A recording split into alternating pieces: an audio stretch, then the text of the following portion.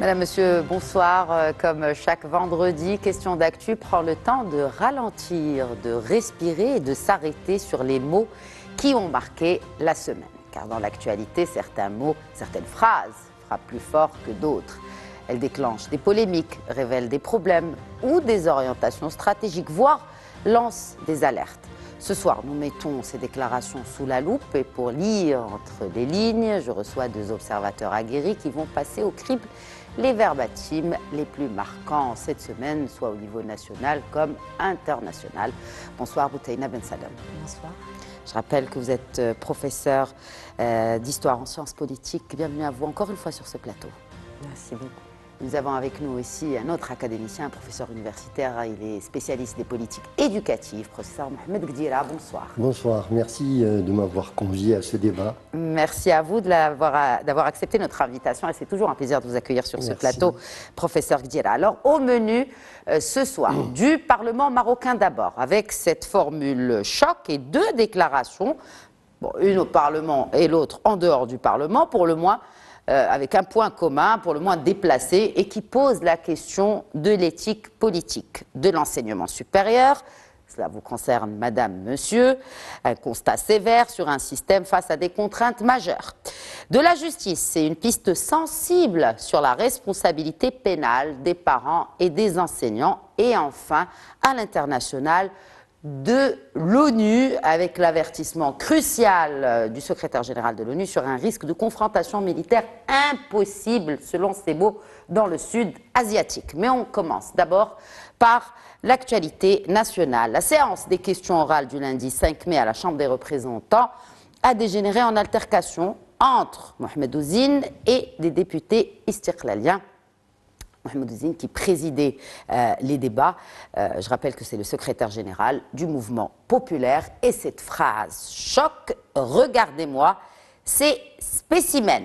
Cette formule a provoqué la colère des istiqlaliens qui ont d'ailleurs réclamé le jour même, tard dans la soirée, une enquête malgré les excuses du chef du parti. Alors, éthique linguistique en politique, quelle mouche a bien pu piquer certains chefs de partis politiques, notamment de l'opposition, ces 10 derniers jours? Je commencerai par vous, professeur Ben Salem. On est en train de voir un cas classique de dérapage d'un politique. Ces temps-ci, partout dans le monde, on voit ça. Ce n'est pas éthiquement correct, comme vous l'avez bien souligné. Le débat ne va pas en sortir grandi aussi. Ça devient des attaques qui touchent plus la personne que le débat politique. Mais c'est vrai qu'il faudrait quand même un petit peu remettre de l'ordre et faire un appel à l'ordre en ce qui concerne ces dérapages, parce que c'est un espace, ça s'est passé dans un espace qui est normalement un espace démocratique, de débat politique. Il faut quand même qu'il y ait des règles de comment parler aux autres et puis de savoir vivre quand même. Est-ce que c'est nouveau ? Non, c'est pas nouveau. Que ce soit au niveau du Maroc ou au niveau de l'étranger, il y a souvent des dérapages, il y a des accusations, mais bon, ça se passe, ça fait partie du monde politique aussi. Très bien. Alors, juste pour contextualiser, tout a démarré avec une intervention d'Abdallah Chahid, donc président du groupe parlementaire socialiste USFP, qui a dénoncé l'absence récurrente de plusieurs membres du gouvernement, n'hésitant pas à en citer certains nommément. Et dans un rappel plutôt à l'ordre institutionnel, il a exigé que le bureau de la Chambre adresse une interpellation officielle. La riposte enflammée de la majorité, notamment du groupe istiqlalien de l'unité et de l'égalité, qui montait au créneau, bien sûr, pour défendre ces ministres istiqlaliens, on peut comprendre. Et c'est là qu'une des répliques du groupe istiqlalien a provoqué cette réaction du président de la séance, à savoir le secrétaire général du mouvement populaire. Ce n'est pas le seul secrétaire général qui a dérapé, on va dire. Qu'est-ce qui nous vaut tous ces dérapages? Est-ce que c'est une campagne électorale qui commence avant l'heure, peut-être? C'est pour se démarquer d'une manière ou d'une autre. Un buzz reste un buzz. Professeur Gdira. Écoutez, comme disait Rosenberg, c'est le père fondateur de la communication non violente. Il disait, les mots sont des fenêtres, ce ne sont pas des murs. Et derrière ces mots, il y a des fractures psychologiques quelque part, il y a des frustrations. Hein. Je ne sais pas, moi je me pose la question, qu'est-il arrivé à la classe politique marocaine? Surtout... Vous êtes nostalgique? Oui, tout à fait, nostalgique des ténors. Oui. Hein, des ténors. Maintenant, il y a un problème, et ce problème, moi je le lie à des statistiques du ministère de la Santé publique. 49% de personnes qui ont plus de 15 ans ont été sujets de troubles mentaux ou le sont actuellement. Vous y allez un peu fort, là. Ah oui, ben écoutez, hein, c'est des statistiques du ministère de la Santé. Mais je comprends où vous voulez en venir avec ces statistiques. Oui, oui, d'accord, professeur Gdira. 27% sont dépressifs. Oui. D'accord? 7% sont psychotiques. Le Parlement, c'est une enceinte, c'est un microcosme de toute la société. Donc on va en trouver des gens comme ça, mis à part l'absence ou l'incompétence de la communication. Il faut le dire. Vous savez, les politiques nous ont appris quelque chose, c'est que l'ego est facile. Ça, il faut le reconnaître. Et lorsqu'on a l'ego est facile et on a le poste, comme disait Voltaire, hein, le fauteuil est corrupteur. Il est corrupteur dans tous les sens. Hein. Et par conséquent, joindre cette citation de Voltaire à la citation de Rosenberg, aux statistiques du ministère de la Santé, on ne peut avoir que ce plat de résistance. Maintenant, il est politiquement incorrect, je dirais, hein, pour être, je dirais, gentil, politiquement incorrect de dire que ce sont des leaders. Ce sont des managers de parti. Hein. Non, mais on voit que c'est des managers de parti. C'est des managers de parti, c'est pas des leaders. C'est la première fois qu'il a la tête de son parti. Un autre, c'est la deuxième, enfin, c'est peut-être pas plus que la deuxième fois qu'il est élu à la tête de son parti. Oui. Et qui. Il y a des gens qui sont élus 4 fois à la tête de leur parti. Oui. Alors, où est la démocratie interne? Mais est-ce que ça ne témoigne pas d'une maturité politique, justement, Non, ça et qui témoigne... peut éviter des dérapages tels que celui du ça chef témoigne de non-maturité, du parti politique d'absence de maturité populaire. politique. On était avec des ténors il y a très longtemps. Maintenant, on est, excusez-moi le terme, on est avec des enfants politiquement gâtés. Voilà, tout simplement. Vous savez, dans la communication parlementaire, il y a 5 principes. Oui. Hein, et je vais les rappeler rapidement. Il y a d'abord le principe de la lucidité. Lorsqu'on parle, on sait d'avance et on prépare ce qu'on va dire. Deuxièmement, la réalité. Le principe de la réalité dans la communication, ça veut dire quoi? Ça veut dire tout simplement ne pas nier ou minorer la nature intrinsèquement existante à l'intérieur du Parlement. Oui. Il y a tout un mélange à l'intérieur du Parlement. Il y a des gens incultes, il y a des gens qui ont des diplômes, il y a des gens, des enseignants universitaires, il y a des gens qui viennent de la campagne, il y a d'autres qui viennent de la ville, il y a des gens de l'opposition, des gens du gouvernement. Si on rajoute avec ces imperfections, je dirais ces incongruences de communication, ça pose un grand problème. Le troisième élément, c'est le principe de la clarté. Et il y a un élément majeur que les gens oublient, c'est l'intelligence émotionnelle. D'accord? On ne peut pas, si on n'est pas quelque part fracturé psychologiquement, prononcer des termes comme ça, et encore plus avec des parlementaires et... Non, mais avec des Marocains, quand on voit tout à fait. un secrétaire général d'un parti qui traite les Marocains d'imbéciles, je n'ose pas il y a une absence. redire ce qu'a dit le chef du parti de la Lampe oui, tout à fait. en décrivant ses concitoyens. Excusez-moi, c'est une honte. C'est une honte parce que de traiter les Marocains de ce qu'il a dit... De microbes et de... Voilà, tout ça, non, ça vient de qui? Est-ce qu'on est dans le charlatanisme? Est-ce qu'on est dans, je ne sais pas moi, Jem Alfna? Justement, professeur Ben Salem, le populisme a-t-il une limite? Oui, on est là vraiment dans l'opportunisme, quelque part. On sait qu'il y a, comme l'a bien souligné mon collègue, un certain malaise, et tout le monde veut surfer sur ce malaise-là, alors que les hommes politiques ont un autre rôle. Ils ont le rôle de recadrer le débat, de remettre les choses dans les bons rails, d'apaiser la population et puis de répondre à leurs besoins, pas de faire de la surenchère. Et là, malheureusement, on est dans la surenchère. Nous allons passer à la deuxième déclaration phare de cette semaine. Cette fois, elle émane du ministre de l'Enseignement supérieur, de la recherche scientifique et de l'innovation, c'est Ezdine Midaoui. C'était pendant une présentation devant la Commission de la Culture, de l'Éducation et de la Communication, toujours à la Chambre des représentants pour rester dans le même cadre parlementaire. Cette déclaration, ou je dirais ce diagnostic de notre ministre de l'Enseignement. Le système de l'enseignement supérieur au Maroc est confronté à plusieurs contraintes majeures. D'abord, un commentaire sur ce diagnostic. Oui, tout à fait, il a tout à fait raison. Professeur Gdira, oui. Oui, il a tout à fait les contraintes majeures. D'abord, le manque de transparence et de visibilité. Hein. Malheureusement, le ministère a une vision, mais qui n'arrive pas à la mettre en application. Oui. Hein, ça, c'est la première des choses. La deuxième des choses, c'est que, en gros, nous constatons un dédoublement des responsabilités ou un dédoublement des mêmes filières dans le privé et dans le public. Hein, normalement, le privé est venu pour compléter le public. Oui. Maintenant, on trouve la même chose. Hein. Troisièmement, ce privé qui vient pour épauler le public, et là, je dirais, et ça c'est malheureux, s'installe dans les zones lucratives. Ah, ça c'est problématique.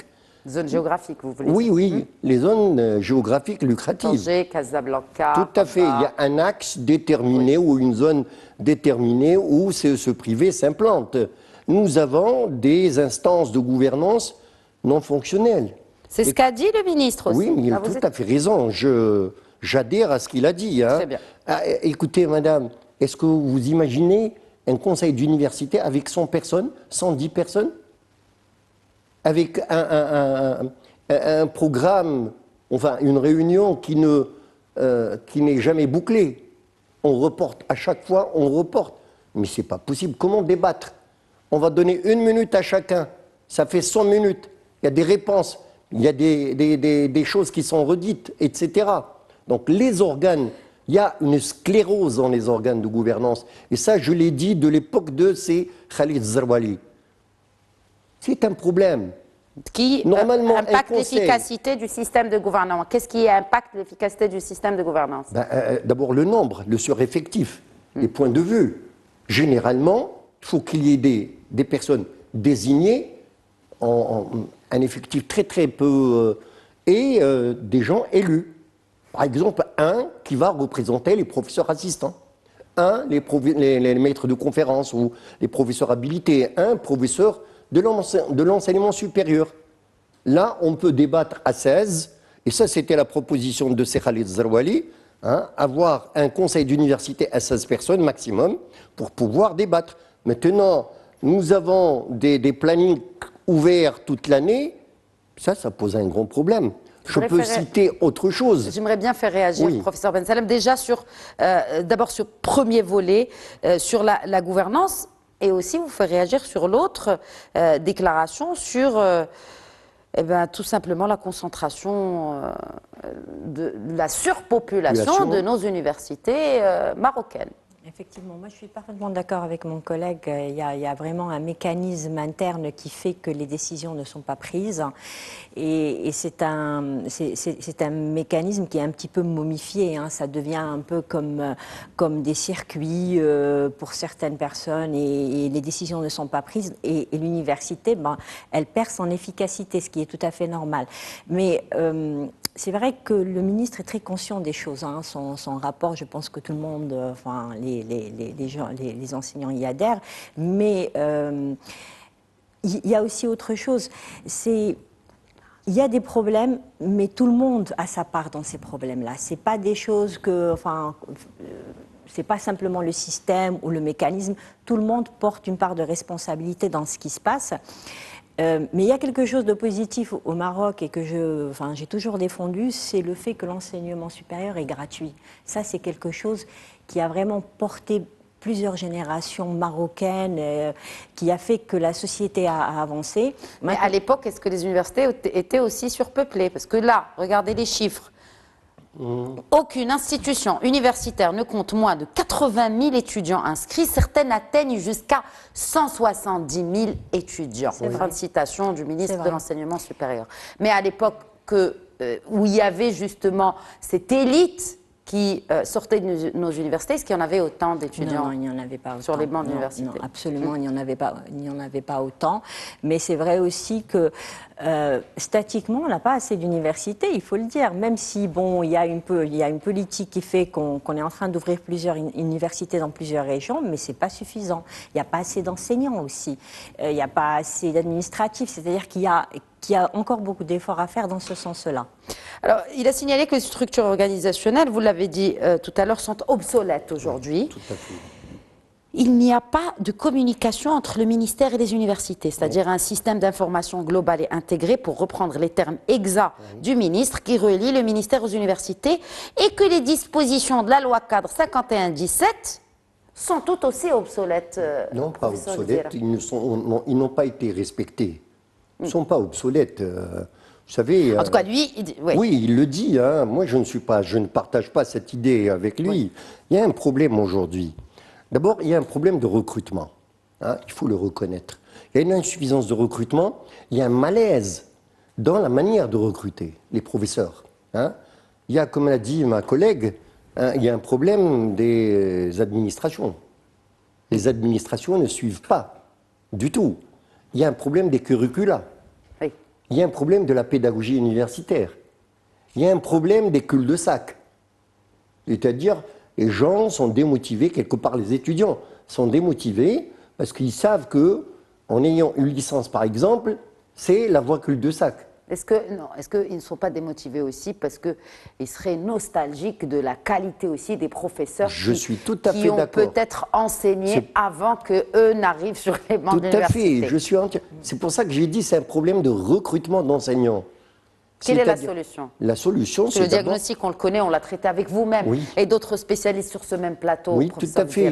Rapidement, quelles sont, peut-être, vous en avez évoqué une tout à l'heure, par rapport à la gestion même de l'institution universitaire. Tout à Quelles sont les autres solutions? D'abord pour un peu désengorger les universités marocaines. Première solution, les présidents s'occupent de la recherche et de la formation. Point barre. Ils ne s'occuperont jamais, et ça c'est ma proposition, des constructions, parce qu'ils laissent le vrai, je dirais la vraie philosophie de l'enseignement supérieur, et ils s'occupent des constructions, des réparations. Est-ce que ce sont des tâcherons ou ce sont des présidents d'université? Ça c'est la première des choses. La deuxième des choses, il faut une commission pour statuer sur les curricula. Hein? La deuxième des choses, il faut serrer vraiment le passage. Ce sont mes collègues que je respecte, mais le passage d'un grade à l'autre, il faut que ça soit mérité. Hein? Il faut le reconnaître. Écoutez, parfois, aujourd'hui, il y a des enseignants qui acceptent d'encadrer des thèses malgré eux, sous prétexte que les étudiants ne sont pas formés pour la recherche ou d'autres prétextes, ça dépend, hein, privé ou public, hein, pas dans l'enseignement, mais les prétextes sont publics ou privés.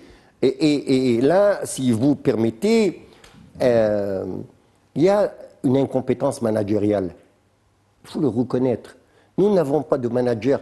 Comment vous voulez qu'un président spécialiste en physique, que je respecte énormément par exemple, mais ce n'est pas un manager, il n'a jamais fait de management. Il n'a jamais étudié. Un manager d'une université. Oui, mais ce n'est pas possible. Ce ne serait pas, selon vous, le président? Non. Un président, d'abord, c'est quelqu'un qui est formé pour le management, qui a pratiqué le management. Deuxièmement, c'est un leader. Très bien. Un vrai leader. Donc, c'est un meneur de projet. Et c'est un fédérateur. Les autres points pour conclure ce Alors, il y a beaucoup Alors, il y a un problème de la transition lycée-université. Très bien. Ça pose un grand problème. Nous avons des étudiants en première année qui n'ont pas les prérequis pour y accéder. Ça, c'est un grand problème. Il y a un problème de langue aujourd'hui. On a beau essayer de renforcer la langue française ou la langue arabe, mais il y a un problème de langue. Il y a même des professeurs qui font des fautes graves, pas en langue, mais de contenu. Il faut le reconnaître. Bon, je sais que pour le spécialiste des politiques éducatives, ça peut prendre des heures avec vous pour dresser le diagnostic et donner en tout cas les alternatives. Et il y a des doctorats délivrés à l'aveuglette, excusez-moi. Ah bon. Voilà. Je suis responsable de ce que je dis. Oui, cela n'engage que vous, bien naturellement. Troisième déclaration phare de la semaine du ministre de la Justice, puisqu'on parle des enseignants. Est-ce que les enseignants, aux côtés des parents, devraient assumer la responsabilité pénale dans le cas où un jeune multiplie des agressions au couteau, à l'arme blanche, un jeune adolescent bien sûr mineur, dans les rues marocaines? C'est une question brûlante qui se pose.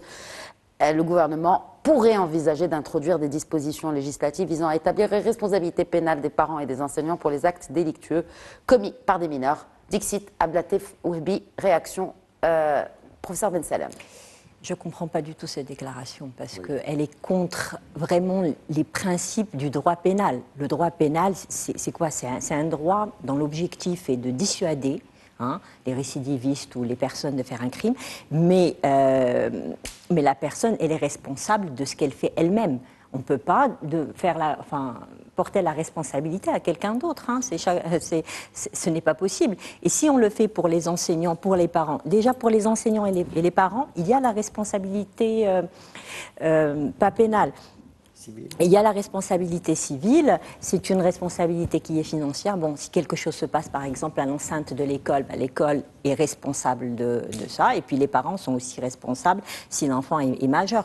Mais leur porter une responsabilité pénale d'un acte qu'ils n'ont pas fait, qui n'a pas été commis, il n'y a pas eu l'intention de le faire, mais il va bouleverser tous les fondements du droit pénal. Alors il s'est interrogé, ce n'était pas une affirmation, il est assez malin, le ministre de la Justice, c'était à la Chambre des conseillers au début de semaine, il s'est interrogé, parce qu'il a dit, bon, les agressions à l'arme blanche se multiplient dans nos rues, que font les parents, surtout les pères, d'autres la responsabilité et aussi à assurer et à assumer, professeur Ben Salem. Oui, mais les parents ne peuvent pas assumer un acte qu'ils n'ont pas fait, parce que dans le droit pénal, il faut qu'il y ait l'acte, il faut qu'il soit commis, puis l'intention de le faire. Même si c'est un mineur.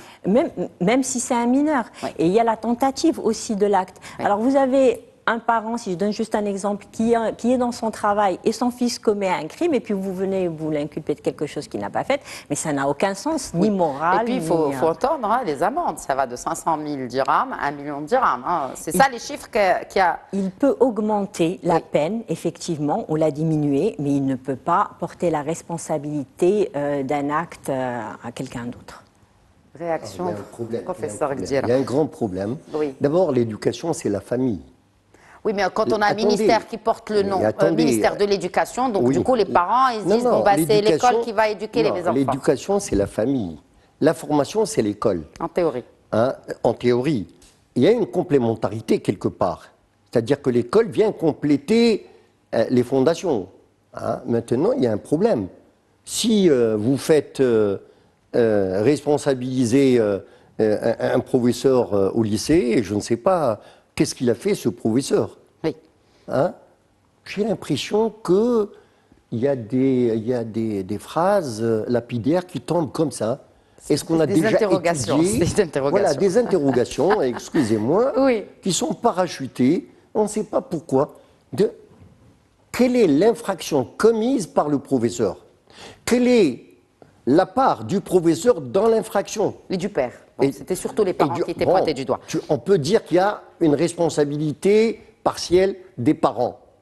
Pénale? Non. Très bien. Non. Dernière déclaration du secrétaire général de l'ONU. Ça chauffe, et le mot est faible, entre l'Inde et le Pakistan. Guterres qui déclare que le monde ne peut se permettre une confrontation militaire entre l'Inde et le Pakistan. Qui seraient les gagnants et les perdants d'un conflit qui éclaterait entre ces deux pays voisins? Professeur Ben Salem. Tout le monde. ces deux forces nucléaires, c'est l'Asie. Et déjà, on est en train de vivre des bouleversements, on est en train de vivre des violations de droit international, il y a des crimes contre l'humanité qui se passent. Et si on ajoute à cela une déstabilisation de l'Asie, mais ça va être une catastrophe. Qui sont les gagnants? Qui seraient les gagnants? Mais il n'y aura pas de gagnants, c'est ça le problème. On est face à deux puissances nucléaires. Mais qui s'arment bien quelque part. Qui sont bien armées. Bon, ils peuvent régler ça avec le dialogue. L'Inde a choisi une attaque contre son rival. Elle a été mal conseillée ou elle a mal fait son calcul. Mais ce qui est intéressant, c'est qu'elle a découvert quand même que le Pakistan est un rival qui est capable de riposter d'une manière très efficace et de faire mal. Donc je pense qu'ils se sont testés aussi en quelque sorte et chacun a vu que si les choses dérapent, eh bien ça va... Vous pensez que les choses pourraient déraper davantage? Non, je ne crois pas. Merci beaucoup, professeur Ben Salem. Toujours un plaisir de vous accueillir. Merci à vous également, professeur Guira. Et merci à vous pour votre fidélité à cette émission. Je vous souhaite une excellente soirée et un très bon week-end à tous.